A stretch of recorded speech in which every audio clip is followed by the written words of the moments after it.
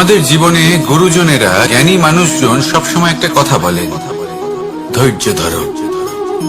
শুধুমাত্র দুটো শব্দ, কিন্তু কতটা বিশাল সেটা বোঝার চেষ্টা করুন।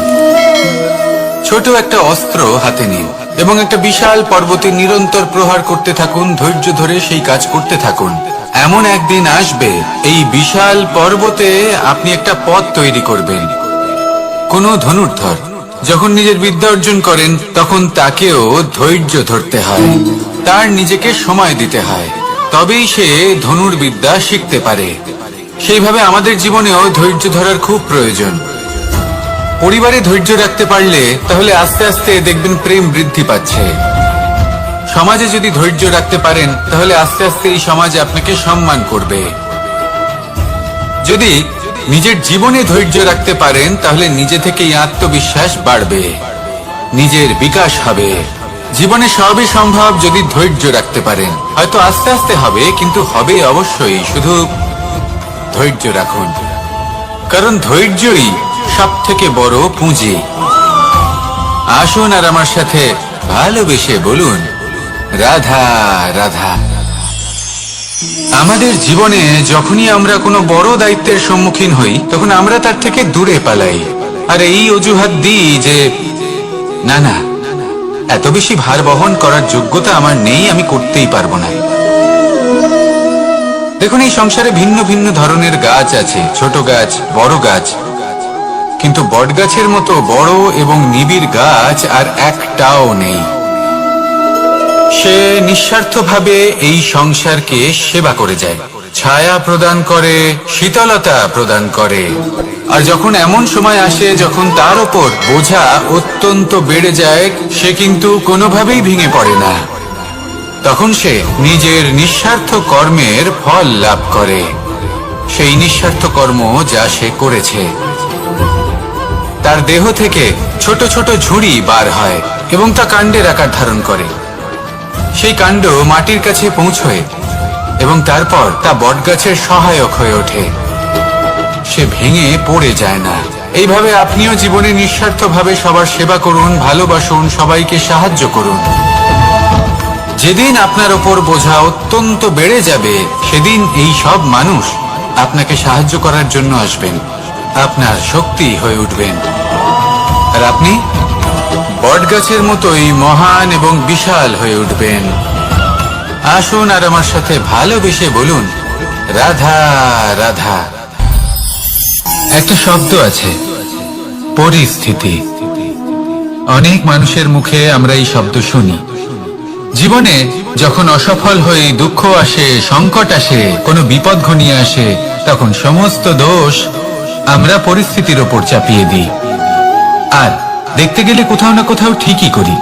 এই পরিস্থিতি প্রত্যেক দিনের মতো পাল্টাতে থাকে, কিন্তু এই দিন, এই রাত, এমন কেউ আছেন যিনি এর উপরেও নিয়ন্ত্রণ সাধন করেন, আর তিনি হলেন সূর্য।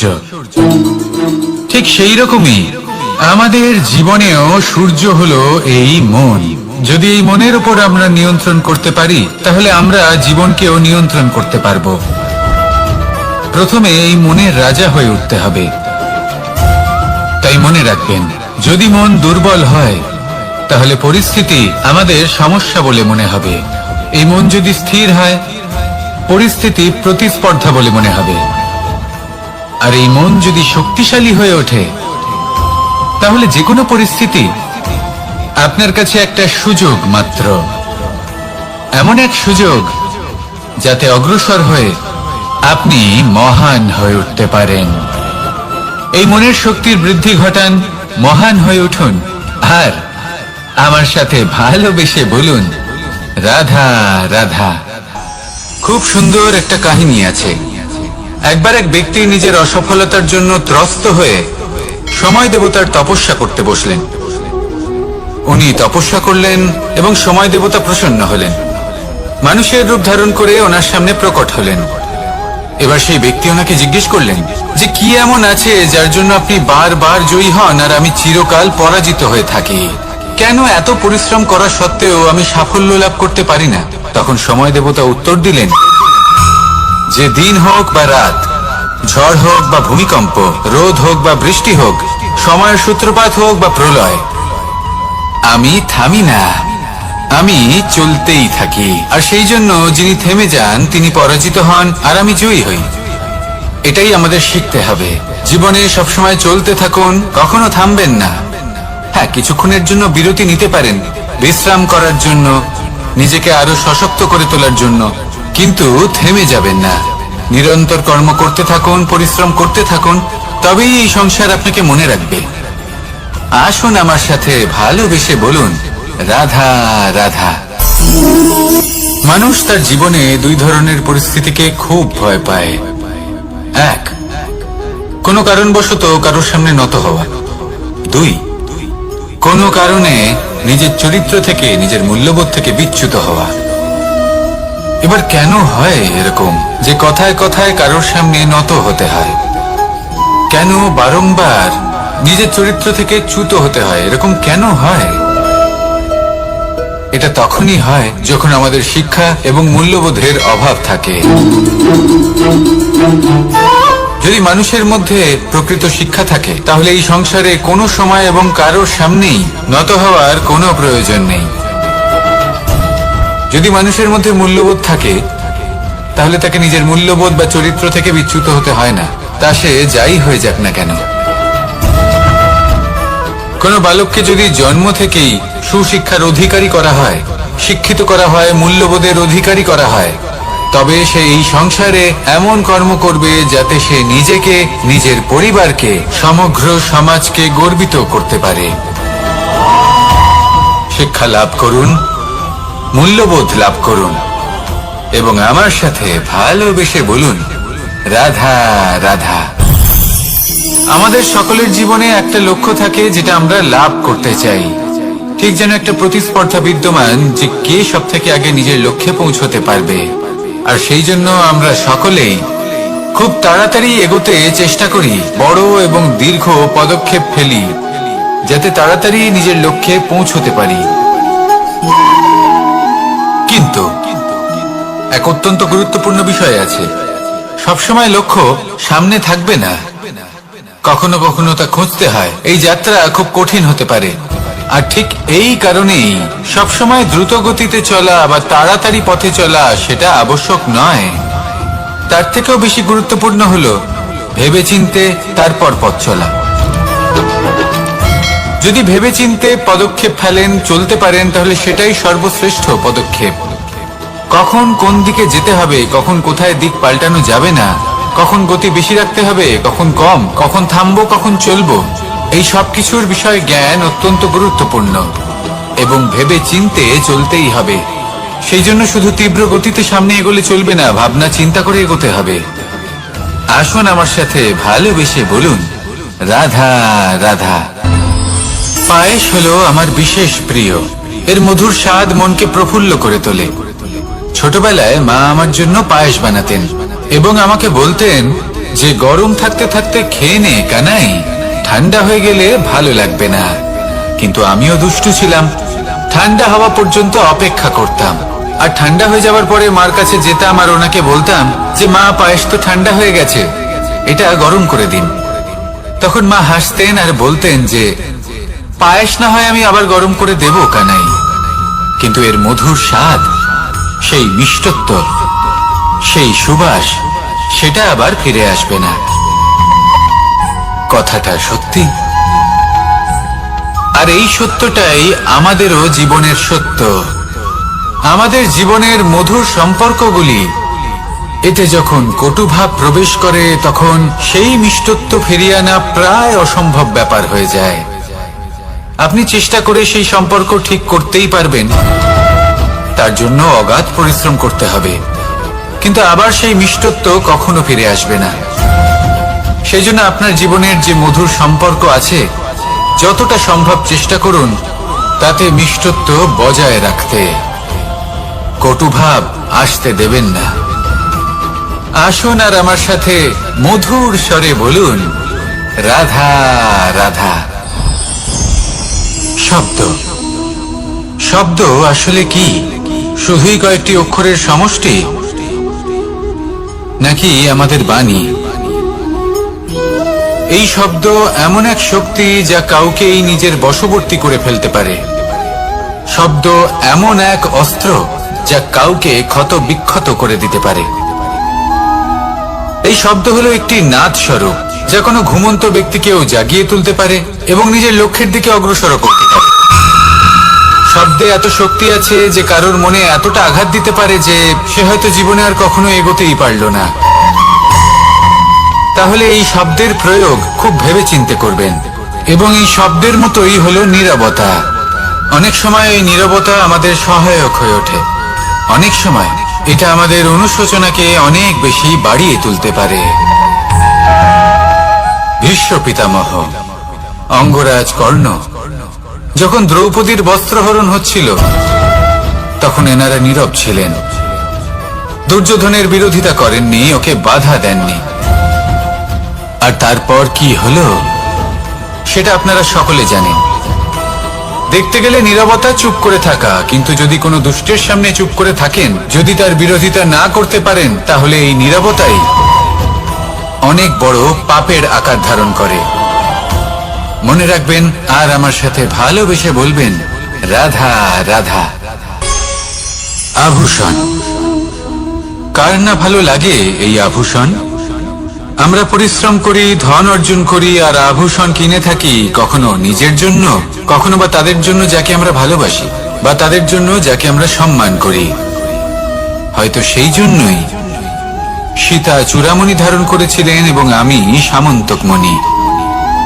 কিন্তু এটাই কি সেই প্রকৃত আভূষণ যা আপনার মূল্য বৃদ্ধি করে? না। শ্রীরামের আভূষণ হলো ওনার নম্র ভদ্র ব্যবহার। মাতা সীতার আভূষণ হলো ওনার সততা, ওনার নিষ্ঠা, ওনার ত্যাগ। অর্জুনের আভূষণ ছিল ওনার একাগ্রতা। রাধার আভূষণ ওনার প্রেম। এই আভূষণ কোথাও নেই, আপনার মনে আছে। যদি আপনার মনে মিষ্টতা থাকে, তা শান্ত হয়, তাতে সততা থাকে, নিষ্ঠা থাকে এবং প্রেম থাকে, তাহলে আপনার অন্য আর কোনো আভূষণের কোনো প্রয়োজন নেই। আপনি যতই ভিড়ের মাঝে থাকুন, আপনার ঔজ্জ্বল্য চোখে পড়বে। আসুন আর আমার সাথে ভালোবেসে বলুন, রাধা রাধা। এই সংসারের সব থেকে বড় সত্যি হলো জন্ম এবং মৃত্যু, কিন্তু আরো বড় একটা সত্য আছে, মিত্র এবং শত্রু, যা আমাদের সকলের জীবনে থাকে। মিত্র সে যে আমাদের সঙ্গ দেয় এবং সংসারের সব থেকে উঁচু শিখরে আমাদের নিয়ে যায়, এবং শত্রু সে যে যে কোনো মুহূর্তে যে কোনো শিখর থেকে আমাদের নিচে ফেলে দিতে পারে। এবার বিচিত্র ব্যাপার হলো এটাই যে আমরা নিজেরাই এদের সাথে নিয়ে চলি, নিজেরাই এদের পালন করি। তা কি করে? প্রথমে বুঝুন এই মিত্র এবং শত্রু কারা। আপনার নিজের মন, আর কেউ নয়। এই মনই হলো মিত্র যখন তাতে ভারসাম্য বজায় থাকে, তা নিয়ন্ত্রিত থাকে, তা পবিত্র হয়। কিন্তু যদি এই মন অনিয়ন্ত্রিত হয়ে পড়ে, যদি আপনাকে সে নিয়ন্ত্রণ করতে শুরু করে, তখন সেই আপনার সব থেকে বড় শত্রু হয়। সেই জন্য এই মনের ওপর নিয়ন্ত্রণ রাখতে শিখুন, এতে ভারসাম্য বজায় রাখতে শিখুন। তাহলে আপনি এমন এক বন্ধুকে পাবেন যে আপনাকে এই সংসারের শিখরে পৌঁছে দেবে। আসুন আমার সাথে ভালোবেসে বলুন, রাধা রাধা। ঈশ্বর আসলে কে? সংসারের বেশিরভাগ মানুষের কাছে ঈশ্বর হলেন এই সংসারের রচয়িতা, পালনকর্তা। কারোর কাছে উনি জ্ঞাতা, কারোর কাছে উনি হলেন আস্থার প্রতীক, আবার কারোর জন্য শুধুমাত্র অন্ধ বিশ্বাস। কিন্তু এই ঈশ্বর কি কোনো শরীর, নাকি একটা বোধ, নাকি শুধুই শ্রদ্ধা? ঈশ্বর হলেন তিনি যিনি হলেন আপনার ইষ্ট। সেই জন্যই তো গুরু, মাতা, পিতা এনাদেরও ঈশ্বরই বলা হয়েছে। যাদেরকে আমরা ঈশ্বর বলে মনে করি, যারা আমাদের ইষ্ট, তারা আমাদের একটি পথ দেখান, একটি দিকে চালিত করেন। সেই পথে চলে আপনি শুভ কর্ম করতে পারেন, আর যখন কোনো ব্যক্তি তার ঈশ্বরের আদেশ পালন করেন তখন সে নিজে থেকেই শুভ পথে অগ্রসর হয়ে যান। বেশ কয়েকজন মানুষ ঈশ্বরের উপর আস্থা রাখেন এবং ভাবেন যে অনুচিত কোনো কাজ করা উচিত নয়, ঈশ্বর দেখছেন। ওনারা ভয় পান যে কোনো অনুচিত কর্ম করলে কে জানে তার পরিণাম কি হবে। এমন অনেক ব্যক্তি রয়েছেন যারা ঈশ্বরকে বিশ্বাস করেন এবং জানেন যে ঈশ্বর তাদেরকে দেখছেন, তাই যে যে শুভ কর্ম ওনারা করেছেন তার ফল তারা অবশ্যই পাবেন। এবার আপনি ভয় পেয়ে ঈশ্বরকে বিশ্বাস করবেন নাকি বিশ্বাসের দ্বারা ঈশ্বরকে বিশ্বাস করবেন, সেই সিদ্ধান্ত আপনারই। কিন্তু হ্যাঁ, যদি আপনার মনে ঈশ্বরের জন্য কোনো স্থান থাকে, যদি আপনার কোনো ইষ্ট থাকেন, যদি আপনি কাউকে ঈশ্বর মনে করেন যার প্রত্যেক আদেশ আপনি পালন করে থাকেন, তাহলে বলি ঈশ্বর কখনো আপনাকে অনুচিত পথে চালিত করবেন না।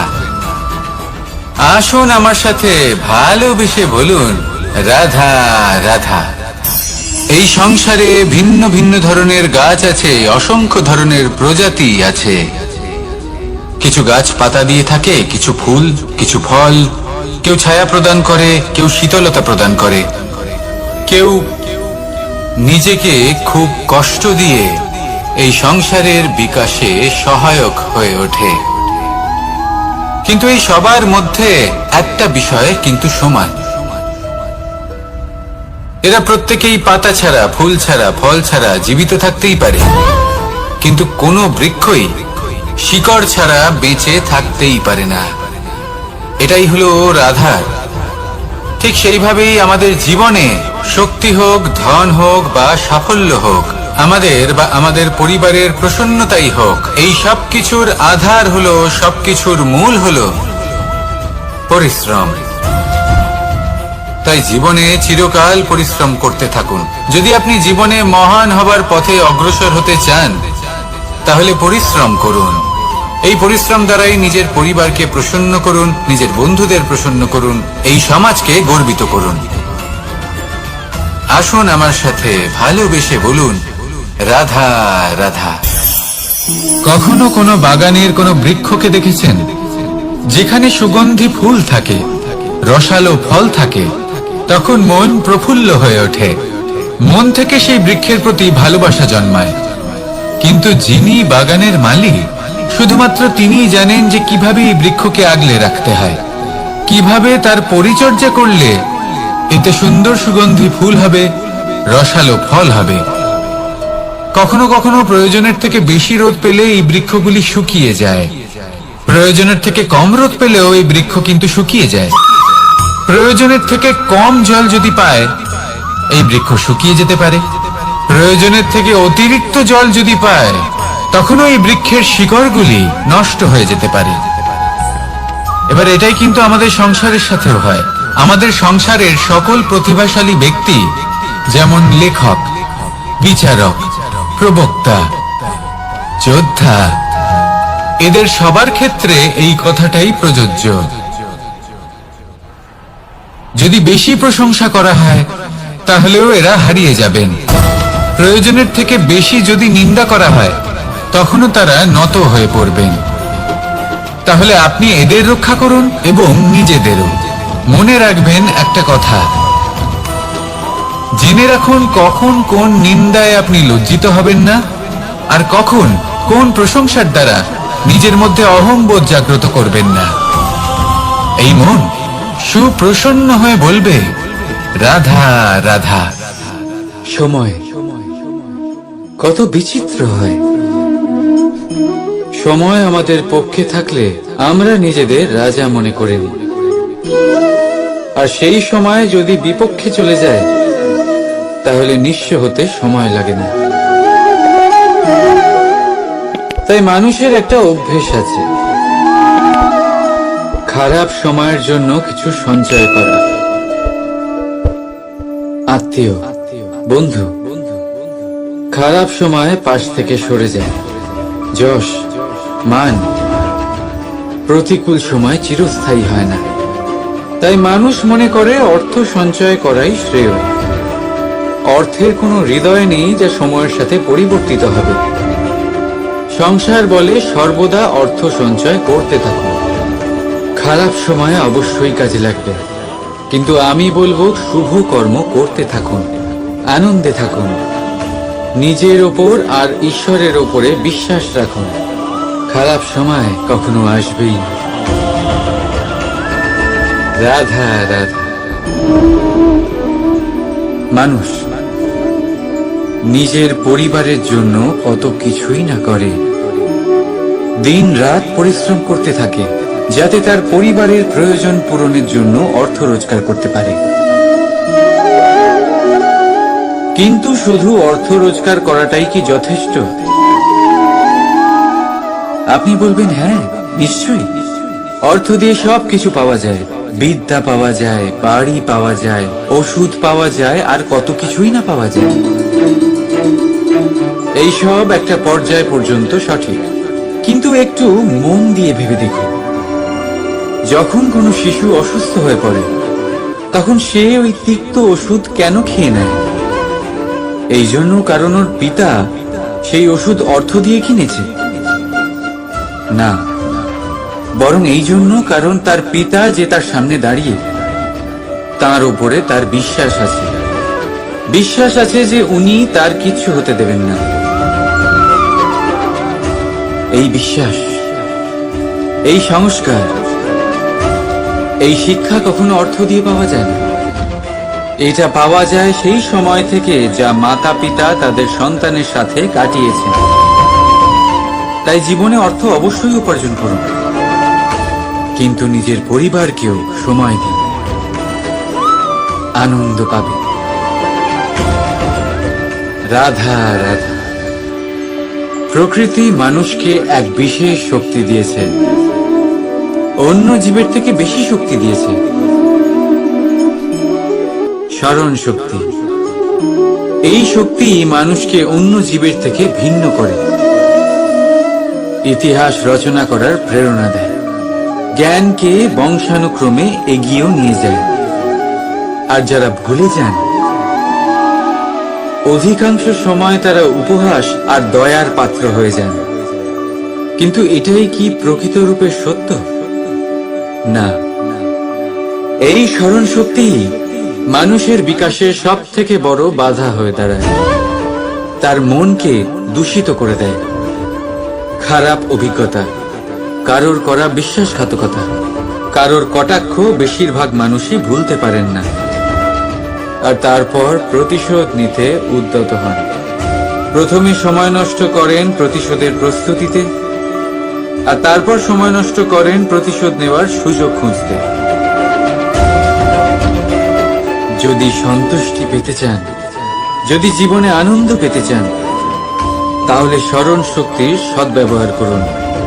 নিজের স্মরণ শক্তিকে চালনা করুন শুধুমাত্র ভালো কথা আর ভালো স্মৃতির দিকে। জীবনে আনন্দ পাবেন। রাধা রাধা। জীবন কি? এই জীবন আমরা জন্ম নিই, বড় হয়ে উঠি, আমাদের মা বাবা আমাদের পালন করেন, তারপর তাদের অর্থ দিয়ে আমাদের বাল্যকাল কাটে, আমরা আরো বড় হই, বিবাহ বন্ধনে আবদ্ধ হই, আমাদেরও সন্তান হয়, আমরা তাদের পালন করি, তারপর আমরা বৃদ্ধ হই, আর একদিন এই সংসার ছেড়ে আমরা সকলে চলে যাই। এটাই কি জীবন? আপনার মনে এই প্রশ্ন হয়তো অনেকবার জেগেছে, তাই না? এবার একটু জলের যাত্রাপথ লক্ষ্য করুন। সাগর থেকে বাষ্প হয়ে ওঠে এই জল, মেঘ হয়ে ঝরে পড়ে সে, তারপর নদী হয়ে আবার সাগরে মিলিয়ে যায়। কিন্তু কখনো এই প্রশ্ন করে না যে তার জীবন কি, তার উদ্দেশ্য কি। প্রতিটা মুহূর্ত বাঁচে সে, আর অন্যদের যতখানি সম্ভব সাহায্য করে। যখন সাগরে থাকে তখন অসংখ্য জীবকে জীবন দান করে। যখন সাগর থেকে বাষ্প হয়ে মেঘ হয়ে যায় তখন চাষিদের মনে এই আশা জাগায় যে ফসল আবার ফলবে।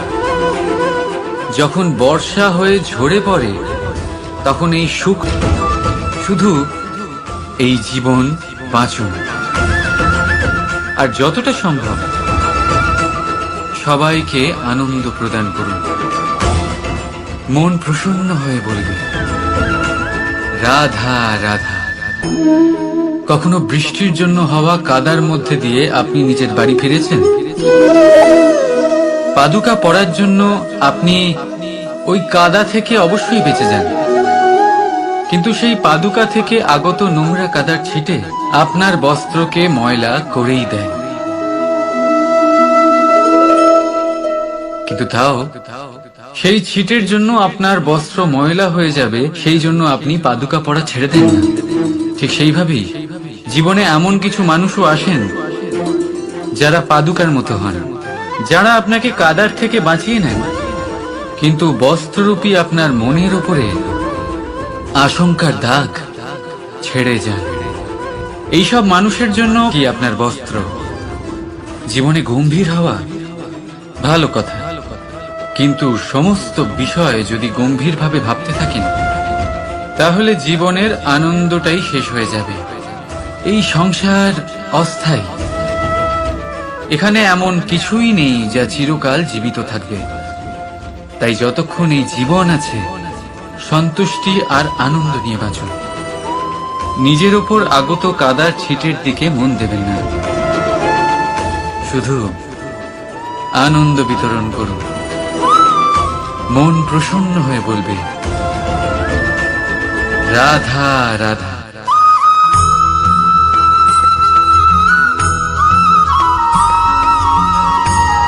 কখনো কখনো আমরা খুব ব্যথিত হয়ে পড়ি। আমরা নিজেদের পরিবারের জন্য এত কিছু করি আর তারা আমাদের দেখলেই ভয়ভীত হয়ে পড়ে, আমাদের দেখলে বিরক্ত হয়। কখনো নিজেদের সন্তানকে বিকাশের পথে অগ্রসর করার জন্য আমরা তাদের উপর একটু জোর দিই যাতে তারা পরিশ্রম করে, কিন্তু সেই সন্তান আমাদের উপর বিরক্ত হয়ে পড়ে। কখনো সন্তানকে সঠিক শিক্ষা দেওয়ার জন্য আমরা তাদের কিছু সীমা নির্ধারিত করি, তখন সেই সন্তানের চোখে নিজেদের জন্য আমরা ঘৃণা দেখতে পাই। মানুষ কেন ব্যথিত হবে না? দেখুন, যখন সূচের দ্বারা আপনি বস্ত্র সেলাই করেন তখন সূচের আঘাত সেই বস্তুকে সহ্য করতে হয়, কিন্তু তাতে সেই সূচ বা আপনার উদ্দেশ্যে কোনো প্রভাব পড়া উচিত নয়, কারণ আপনি তো আপনার কর্ম করছেন, আর তাও পূর্ণ নিষ্ঠা ভরে, এবং অবশেষে আপনার উদ্দেশ্য শুভ প্রমাণিত হবে। তাই কেউ বিরক্ত হচ্ছে বলে বা কারোর চোখে নিজের প্রতি ঘৃণা দেখার ভয় কখনো পিছিয়ে যাবেন না। কষ্ট না করে বিকাশ সম্ভব নয়। কর্ম করতে থাকুন, সবকিছু শুভ হবে। আসুন আমার সাথে ভালোবেসে বলুন রাধা রাধা। মাতা পিতার মনে সবসময় এই বাসনা বাস করে যে ওনাদের সন্তানের যেন মঙ্গল হয়। নিজের সন্তানকে সেই সবকিছু দেওয়ার সবসময় চেষ্টা করতে থাকেন যেগুলো তারা নিজেরা নিজেদের জীবনে কখনো পেতে পারেননি, এবং এই প্রক্রিয়ায় সব থেকে গুরুত্বপূর্ণ বিষয়টি ভুলে যান, নিজের সন্তানকে সেই জিনিস দেওয়া যেটা উনি সব থেকে আগে পেয়েছেন। আমি ধনের কথা বলছি না, আমি বলতে চাইছি নিজের অভিজ্ঞতা দ্বারা ওনারা যে মানসিক স্থিতি লাভ করেছেন, ওনারা যে মর্যাদা লাভ করেছেন, যে শিক্ষা ওনারা লাভ করেছেন, সবার আগে নিজের সন্তানকে সেটা দেওয়া প্রয়োজন।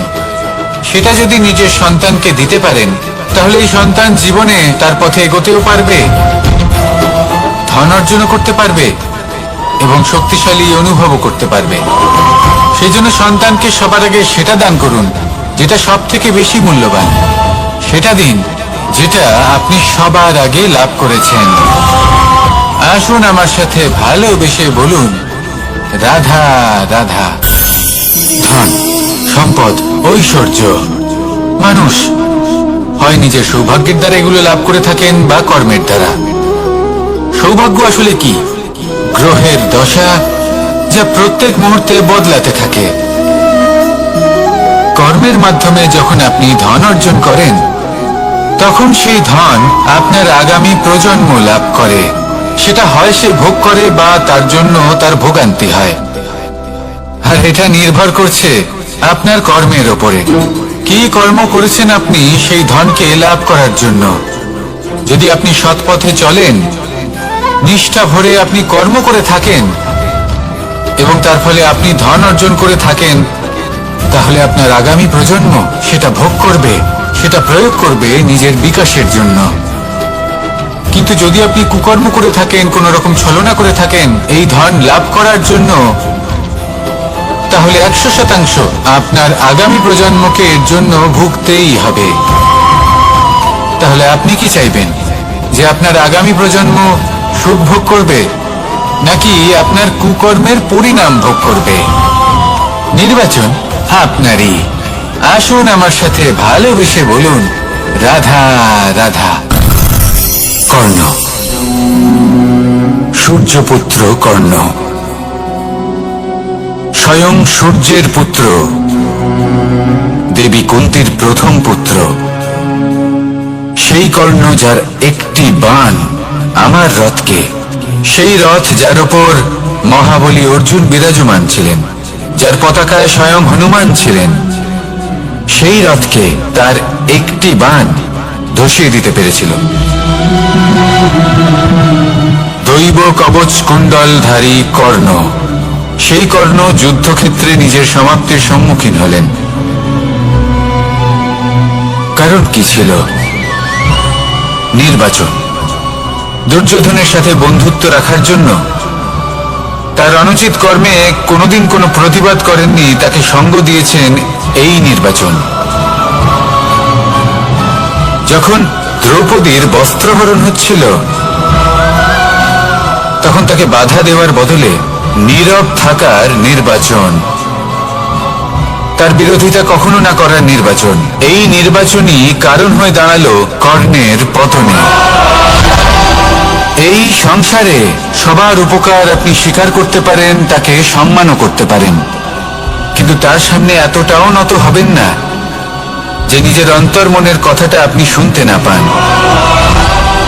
নির্বাচন যদি ধর্মসঙ্গত হয়, তবেই তা শুভ হয়। আসুন আমার সাথে ভালোবেসে বলুন, রাধা রাধা। ভীষ্ম, একটা মহান নাম, দেবী গঙ্গার সুপুত্র। স্বয়ং বৃহস্পতি এবং পরশুরাম ছিলেন ওনার শিক্ষাগুরু। অত্যন্ত মহান যোদ্ধা ছিলেন, কিন্তু এই মহান যোদ্ধা, তিনি ইতিহাসে আজ পর্যন্ত সেই সম্মান পেলেন না যার উনি যোগ্য ছিলেন। কারণ নির্বাচন। রাজ সিংহাসনের সেবা করার প্রতিজ্ঞা নিয়েছিলেন উনি।